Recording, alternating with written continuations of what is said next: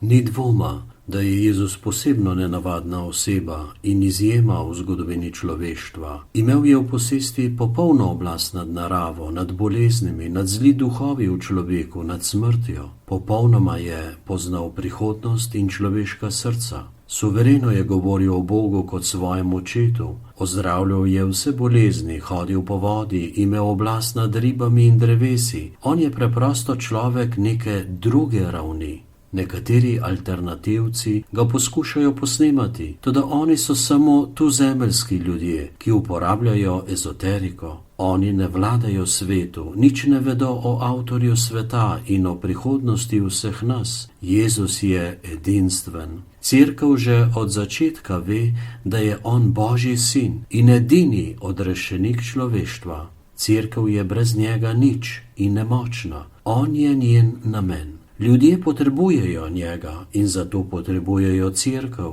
da jim ga ona posreduje. Ko se srečaš z Jezusom, tedaj se boš čutil izpolnjenega s smislom in gotovostjo. Srečen boš in blagoslovljen za vse ljudi.